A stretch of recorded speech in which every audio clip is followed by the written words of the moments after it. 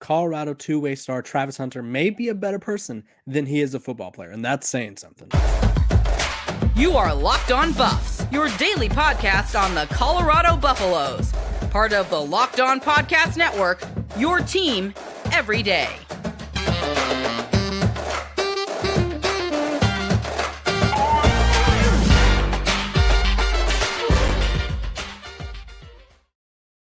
What is up, everybody? This is Locked On Buffs. I am your host, Kevin Bulber. Today's episode, we're talking about Travis Hunter being a great person, Cormani McClain's response to Coach Prime's statement, and, of course, the stars are coming out for Colorado's big game against USC this weekend. But before we start, this episode of Locked On Buffs is brought to you by FanDuel Sportsbook, the official sportsbook of Locked On.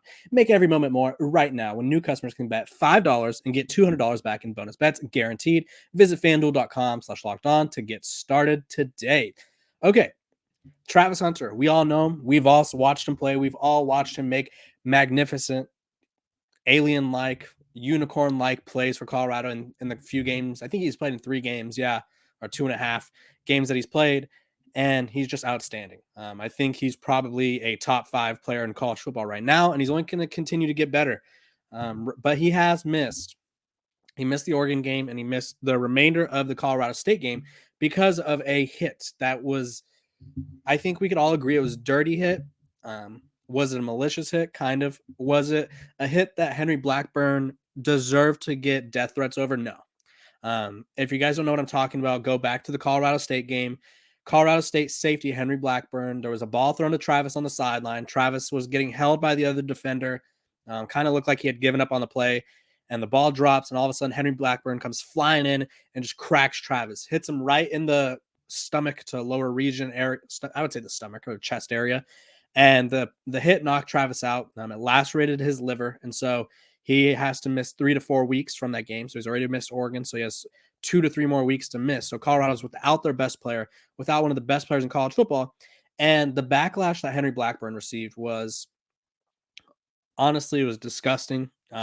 I understand there was frustrations with the hit. I understand that the hit was unnecessary. The hit was kind of dirty, but people were calling for it. They're sending him death threats. They were threatening his family.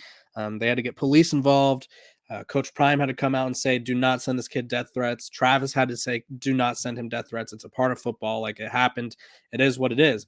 And so I think we all thought it was going to be left at that. It was like Travis made a statement on it. Coach Prime made a statement on it. Things would move on. It would fizzle out. But no, Travis Hunter, who obviously he's not going to play for this month, probably the month of October or the month of September through October. He took it upon himself to really show people that he not only wasn't mad about the hit, but forgave Henry Blackburn. Yesterday, last night, which was Monday, September 27th, he posted an Instagram story of him and Henry Blackburn posing together. I believe they went bowling or something. And it was just a true sign that Travis Hunter is mature beyond his years. Because I think even with the fact that he publicly forgave him and was like, it happens, it's part of football, people were still upset and people were probably still going after Henry Blackburn. So Travis Hunter effectively, likely, ended all of the shenanigans that people were going after Henry Blackburn for. I think that just shows that Travis is mature beyond his years. He's a great kid. When I talked to Mark Johnson, the voice of the Buffs, when he was on, I think it was the episode on Friday before the game or the week of the Oregon game, he just talked about how down to earth Travis is and how mature beyond his years he is. And I think that's a prime example, no pun intended, because realistically, Travis Hunter could have magnified the hatred that Henry Blackburn got. He could have been like, you know what? That was a cheap shot. That guy took me out. He was purposely trying to injure me. And people would have rioted. People would have been furious at Henry Blackburn. People were still mad at Henry Blackburn. But Travis Hunter coming out and saying, you know what? It happens. It's a part of football. He's a good player. And then going out and making sure like he's with this guy. They were taking a picture together, arms around each other, looking like they were buds. And I think that's the beautiful thing about sports. It could bring people together more than it could tear people apart. And so I appreciate Travis Hunter's efforts to bring people together and kind of take the negativity out of the situation, because it was a situation that sucks. Obviously, I talked about it yesterday. Travis wanted to play against USC this week, and Coach Prime's not going to let him because he's obviously not cleared. But Travis is still taking this opportunity to make sure that everybody else is okay. And I thought that was truly amazing by him. As for Colorado, they're without Travis Hunter. Tough loss. You're losing a wide receiver. You're losing a defensive back. I talked about it a little yesterday, and I'll go on it for a little bit. I'll talk about it a little bit today. You're losing someone who locks down a side of the field. Someone in my comments pointed out, it was a great comment too, because I was just talking about, I do think the defense struggled with Travis on the field, not because of Travis, but I think the defensive unit is just weak in certain aspects. But having Travis there just locks down a third of the field or a half of the field. And someone pointed out, they're like, even with Travis like there or not there, it changes what the defensive coordinator Charles Kelly could call, because you have to kind of adjust and tailor your defensive calls to what they have on the field. And I thought that was a great point that I didn't think of. And so, yeah, Travis Hunter, not only you're losing someone that can make an interception or create an interception or turnover at any time, you're losing someone that could make a diving catch on offense at any time or whatever it may be. You're also having to change how you call things, scheme things, because you just lost one of the top 5 players in college football, and you're replacing him with a freshman or a transfer who hasn't played much. And so it's a tough job to replace Travis Hunter. But Travis Hunter, when he comes back, I fully imagine that he's going to have a great impact. And he's already shown that he has a great impact off the field as he does on the field. So good for Travis for being the bigger person and kind of putting the, I guess, the tamping down all of this hatred towards Henry Blackburn. What a move by Travis. That's a pro move. That's something that NFL scouts are probably salivating over as we speak. This episode of Locked On Buffs is brought to you by FanDuel. Right now, new customers are getting $200 back in bonus bets guaranteed when you place a $5 bet. It's NFL season, and FanDuel is America's #1 sportsbook. So, like I said, new customers get $200 back in bonus bets guaranteed when you place a $5 bet. That's it. That's $200 in bonus bets, win or lose. So, either way, you're making some money. If you've been thinking about joining FanDuel, there's no better time to get in on the action. The app is super easy to use. There's a wide range of betting options. You could use the spreads, player prop, over-unders, and more. So if you want to get in on the action, visit FanDuel.com/lockedon and kick off the NFL season. FanDuel is the official partner of the NFL.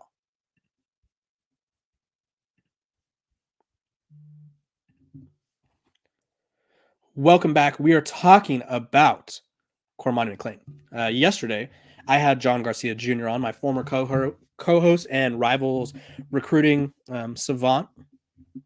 He's out there in South Florida. He has a connection with all these South Florida kids. He followed Cormani's recruitment very closely, was very much in like the know of what was going on. And we see Coach Prime come out, and let me read you the quote because I don't want to play the video again. But when someone asked why Cormani or what Cormani could do to play, this is what Coach Prime said. It was, study and prepare, be on time for meetings, show up to meetings, understand the scheme. I check film time for each player so I could see who's preparing. So if I don't see that you would, if I don't see that you would, I would be a fool to put somebody out there who's not prepared. That goes for all our players. So the consensus takeaway from this is that Cormani McClain is currently, or was currently, either way, Cormani McClain is not seen as putting in the proper amount of effort and attention to detail that Coach Prime and the Colorado staff are expecting from him, which is unfortunate because he's a 5-star. John talked about it yesterday, 6'2", just freakish athleticism, great skill set. And it would be a great time for Colorado to have someone like him kind of step up and play while Travis Hunter's out, because obviously they're missing Carter Stoutmeyer. They're missing Kendrick Breedlove, didn't play as much as I thought he would. They were putting Travis J at corner, who's a safety. And they just, if they could throw Cormani out there and be like, okay, go give us your best for this whole game, like that would take a huge load off of the Colorado defense. And they just can't do that. And it appears that Cormani is currently not, I don't want to speculate. It's obvious that he's had some issues with attending meetings or showing up to meetings on time, but it's obvious that he's not doing what they are expecting of him, which is keeping him off the field. And unfortunately for him, the more he's off the field, the more the team possibly struggles, the more he maybe doesn't stay in the good light of the coaches or whatever, the good side of the coaches. And so you hate to see that. You hate to see a young player, young star kind of waste their potential. And obviously it's early. Like, I'm not saying that he's a bust. I'm not saying that Cormani's never going to play for Colorado or he's going to transfer or whatever it may be, but it's disappointing to say the least. I think it's disappointing for fans to be like, we got this guy and we thought he would be Travis and Cormani right away. And it's more so like Travis and then maybe Cormani will play somewhere down the line once he figures things out. And it's also disappointing for Cormani because I imagine someone like him who has excelled at football his whole life and just comes in 5-star recruit. I think there's maybe an adjustment period as to what he had to do as a college athlete. Maybe there's an adjustment period to learning how to maybe not be the best player on the team or something like that. And so I think he's learning because realistically in college, you're not an adult, but for a lot of these guys, for most of these guys, if not all of them, this is their first time being treated like adults, I guess you could say, where it's like you have these responsibilities. You have to show up at meetings at 6 a.m. No one's going to wake you up and be like, Cormani, make sure, like, this is just an example, me talking. I don't know if this is what happened, but this is an example. No one's going to wake you up and be like, Cormani, it's time to go to the meeting. You have a meeting in 20 minutes or whatever. Like, you have to take it upon yourself. You have to kind of be responsible enough to be like, I have a meeting at 6. I have a workout at 7. I have class at 8 to noon or whatever. I have lunch and then I have my practice. And then after practice, I need to go to training or like the physical therapy, whatever, to nurse or stretch or whatever injuries or banged up bruises you got. And then I'm going to get on my iPad and study. Whereas the high school level, it's more so, and even at some of these elite high schools, they watch film together. Uh, and players will watch film on their own, but it's not as accessible. At the college level, you pretty much have everything you need. They have people literally dicing up film and cutting up film for you to watch. And so you have to take it upon yourself to be like, I'm going to go to class. I'm going to go to these meetings on time. Going to go to the practice, obviously. Going to get my workout in. Going to get my treatment in. And then I'm going to continue practicing. I'm going to continue. Maybe I hit the weight room or maybe I study film. And I think that's an adjustment for some of these guys. Like the high school level is just not the same in terms of, there's probably, I'd say IMG Academy, Mater Day, maybe like Duncanville, Allen in Texas. Trying to think of like other, but you guys get the idea. Like these powerhouse high schools that are basically small colleges, they are the ones that are probably doing something like this. So for a lot of these college kids, they come in, or a lot of these freshman kids coming into college, they have to come in. I saw a USC quarterback talking about this the other day on a podcast. I thought it was interesting. Kids have to come in. They have to learn how to lift weights properly. They have to learn how to condition properly. They have to learn how to manage their time properly. And so there's a lot that goes into being a college athlete that people don't realize. And so I think for Cormani, he's kind of figuring that out. But what I was getting to is he had a response on social media, and it was kind of felt cryptic, I guess. It says, "You'll be surprised what happened behind closed doors. Everything ain't just what it seemed, but pushing through politics every day the only way out." So, not sure what that means. That was a interesting response. Cormani only saw the field against Oregon. They were down double digits in the second half. It was his first appearance of the season, or his first appearance, yeah, I think of the season. And so, not sure what happened, but that was, I don't know if that was like the preferred response. I imagine they had some talking to him, the coaching staff did, because it's kind of like I felt like everybody's not getting the full picture type of deal. And so for Coach Prime to say that, maybe it was like maybe it rubbed Cormani the wrong way. I don't know. But I thought that was interesting. I'm not sure if that was the response Colorado was wanting from him. And I think it's got a lot to do with, again, he's a younger guy. Sorry, there's a bug crawling on my arm and it bothered me. He's a younger guy and he's got a lot to figure out. And I think this is kind of part of his learning curve and learning journey. So best of luck to Cormani. I hope everything works out for him. But that's not the way I would have handled it. But again, we don't know what's going on behind closed doors. Only that's between Cormani and the coaching staff. And so I guess we'll just have to wait and see. But hey, college football, there's a lot of time to grow. Who knows, by this time next week, Colorado and Cormani could have figured all things out. So when we come back, we're going to be talking about all of the stars that are expected to be in town for Colorado's matchup against the USC Trojans this weekend.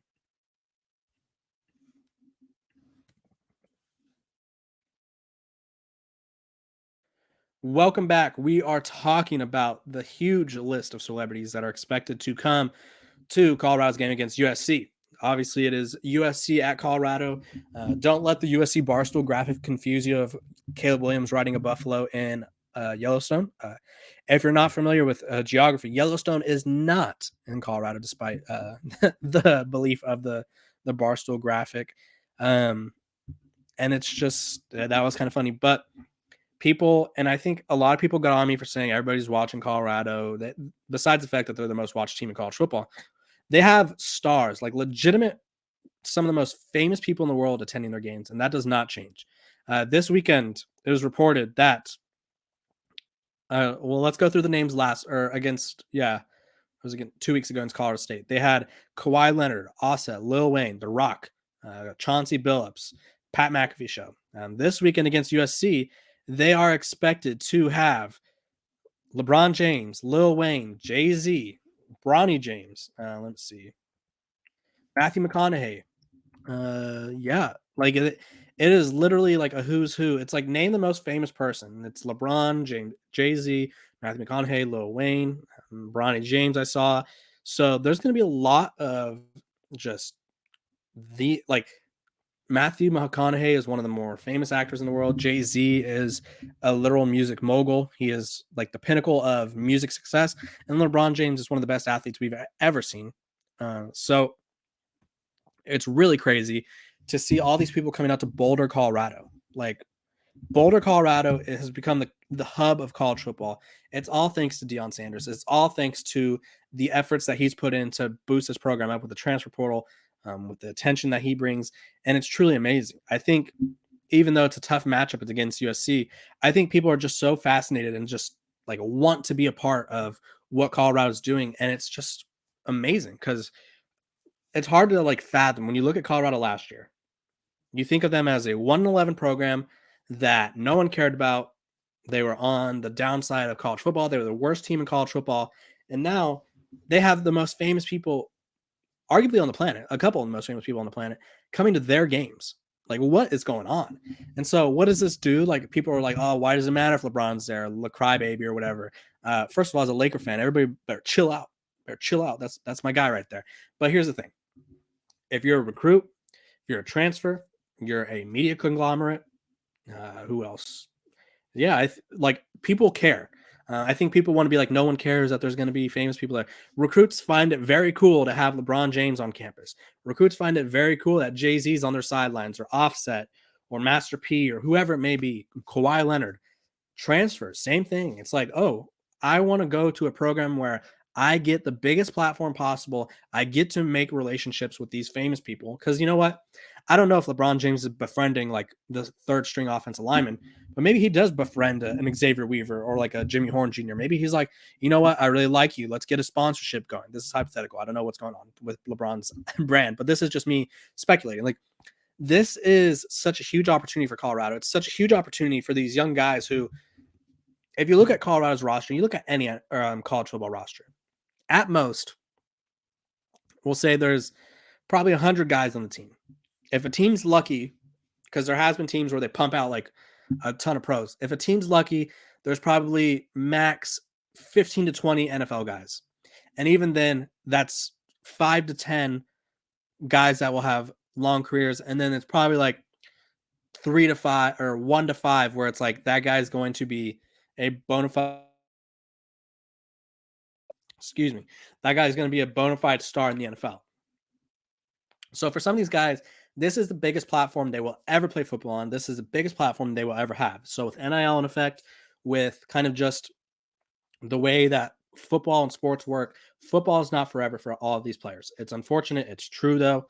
And being able to make these memories and get this exposure and kind of make a brand out of yourself is something that I think is really valuable. Now, obviously, people are going to say that this is for clicks, and everyone's for clicks. I think where Dan Lanning was wrong was he was saying that Colorado doesn't care about wins. Obviously, Colorado cares about winning. But to say that no one cares about clicks, that'd be a lie. Dan Lanning himself knew that that was going to be broadcast on ESPN, and he said that obviously knowing it would go viral. He's not stupid. But this is a huge opportunity for Colorado. So it's like, get a little bingo card if you're at the game. Get a little bingo card of like a stars who you see. Maybe get like LeBron James, Jay-Z, have them all like in a row and see if you get celebrity bingo, because that's what Colorado feels like. It truly reminds me of USC back in their heyday when they were just pumping out superstars like Reggie Bush and Matt Leinart and Carson Palmer. And they had like people like Will Ferrell, Snoop Dogg, and who else? Like they had just had everybody on the sidelines. So Colorado has become the mecca of college football, I guess you could say. It's a great experience, and you guys won't want to miss it. Just like you guys won't want to miss Locked On Buffs every single day. My name is Kevin Borber. This has been another great episode of Locked On Buffs. You guys have a fantastic Thursday, and I will see you guys tomorrow.